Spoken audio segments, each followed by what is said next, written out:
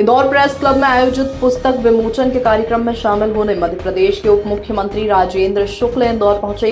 उन्होंने मीडिया से चर्चा करते हुए मध्य प्रदेश की हाई प्रोफाइल होल्ड की गई सीटों को लेकर कहा कि ये सीटें भी जल्द अनाउंस हो जाएंगी।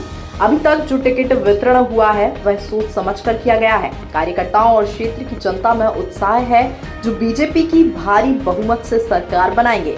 दिग्विजय सिंह के बैलेट पेपर से चुनाव जीतने की चुनौती के बयान पर उप मुख्यमंत्री ने कटाक्ष करते हुए कहा कि दिग्विजय सिंह को कोई अब गंभीरता से नहीं लेता है, इसीलिए जवाब देने की जरूरत नहीं है।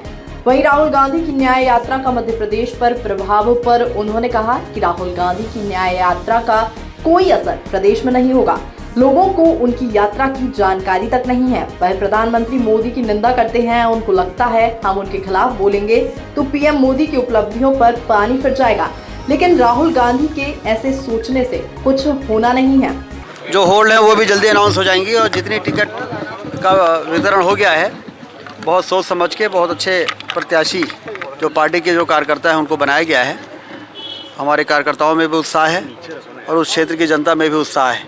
भारतीय जनता पार्टी बहुत भारी वोटों से इस बार लोकसभा का चुनाव जीतेगी और मोदी जी को तीसरी बार भारी बहुमत के साथ देश की जनता प्रधानमंत्री बनाएगी। दिग्विजय सिंह अभी भी ईवीएम पे आरोप लगा रहे हैं, कह रहे हैं कि बैलेट पेपर से चुनाव जीत कर दिखाएं मोदी जी। दिग्विजय सिंह जी की बातों को अब कोई गंभीरता से लेता नहीं है, तो इसलिए हम लोगों को उस पर कोई जवाब देने की जरूरत नहीं है। राहुल गांधी की न्याय यात्रा मध्य प्रदेश में प्रवेश किया, कितना प्रभाव उसका भी कोई असर नहीं है। न्याय यात्रा कहाँ से निकल रही है देश की जनता को कुछ मालूम नहीं है और जो बातें वो कर रहे हैं मोदी जी की निंदा करते हैं।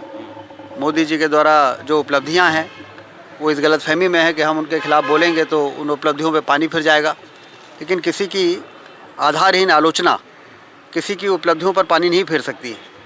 मोदी जी का एक अलग विजय रथ चल रहा है और इनकी जो यात्रा चल रही है उसका कोई प्रासंगिकता देश की जनता के दिल दिमाग में कुछ नहीं हो रहा है।